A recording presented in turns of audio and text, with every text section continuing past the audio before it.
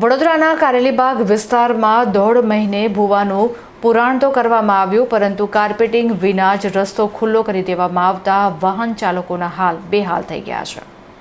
વડોદરાના કારેલીબાગમાં 1.5 મહિને ભૂવાનું પુરાણ તો થયું, પણ કાર્પેટિંગ વિના જ રોડ ખોલી દેવાતા વાહન ચાલકો બેહાલ બન્યા છે। અહીં 50 વર્ષ જૂની પાણીની લાઇન અને ડ્રેનેજ લાઇન તૂટવાને કારણે 2 મહિના પહેલા મોટો ભૂવો પડ્યો હતો। આ ભૂવાનું સમારકામ કરવામાં પાલિકાની નાકે દમ આવી ગયો હતો।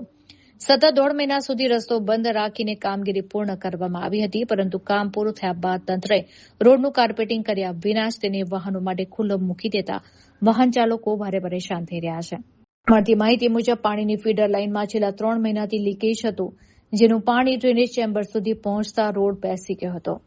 આ સમસ્યામાં પાણી પુરવઠા વિભાગ અને વોર્ડ કચેરીના એન્જિનિયરિંગ વિભાગે એકબીજા ઉપર દોષારોપણ કરતા કામગીરીમાં ભારે વિલંબ થયો હતો। સ્થાનિક વાહન ચાલકોએ પાલિકા સામે ઉગ્ર રોષ વ્યક્ત કરતા જણાવ્યું કે આ વિસ્તાર ખુદ ડેપ્યુટી મેયરનો છે, છતાં જનતાએ આવી હાલાકી ભોગવવી પડી રહી છે। બિસ્માર રસ્તાને કારણે અત્યાર સુધી કેટલાય વાહનો અહીં ફસાયા છે અને વાહન ચાલકોની કમરના દુખાવાની સમસ્યા થઈ રહી છે। ભૂવો પૂર્યા બાદ હવે પાલિકા તંત્ર આ ઉખડી ગયેલા રસ્તા પર ક્યારે પાકું કાર્પેટિંગ કરશે અને વાહન ચાલકોની કમરતોડ ખાડાઓમાંથી ક્યારે મુક્તિ આપશે તે હવે જોવાનું રહ્યું। વડોદરા શહેરનો કારેલીબાગનો આ મુખ્ય રોડ છે। અહીંયાથી સિટીમાં જવાય છે।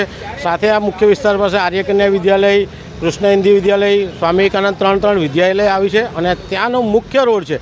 ગટર અને પાણીની લાઈનો લીકેજ થવાથી 2 મહિનાથી આ રોડ બનતો નથી। લોકોને અવરજવર કરવામાં મુશ્કેલી પડી રહી છે, લોકોને ફરીને જવું પડતું। હાલમાં રોડ જ્યારે ખોલ્યો છે તો રોડ પર મોટા મોટા પથ્થર ને મેટલ પડ્યા છે। તો કોઈ પણ રોડ આપણે રસ્તો ખોલતા પહેલાં ને વ્યવસ્થિત રીકાર્પેટિંગ કરીને એમને ખોલવાનો હોય, પરંતુ ખોલી દીધો છે। લોકોને અવરજવરમાં તકલીફ પડી રહી છે, સાથે સ્કૂલના બાળકોને તકલીફ પડી રહી છે। આપ જોઈ શકો છો, લોકો ખાડામાં કૂદીને જાય છે।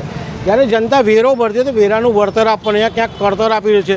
વડોદરા શહેરની જનતાના કમરમાં દુખાવો છે। અહીંયા સાયકલો પણ પંચર થઈ જાય, બાઇક પણ પંચર થાય તેવી પોઝિશન છે। સાથે મહત્ત્વની બાબત એ છે કે આ આપણા ડેપ્યુટી મેયરનો વિસ્તાર છે, તો ડેપ્યુટી મેયર પણ અહીંયા આવીને જોવું જોઈએ ને આ રોડ જે પણ બનાવતા હોય વહેલી તકે સારો બનાવે। સાથે સંકલનનો અભાવ છે, વોર્ડમાંથી અને પાણી પુરવઠા બંનેનું સંકલન કરતા નથી, જેના કારણે નાગરિકોને ભોગવે છે। તો અમારી વડોદરા શહેર વતી એક જ માંગ છે, કોઈ પણ રોડ ખોલો, સારો વ્યવસ્થિત રીકાર્પેટિંગ કરીને લોકો વ્યવસ્થિત જઈ શકે તેવો રોડ ખોલવા વિનંતી છે।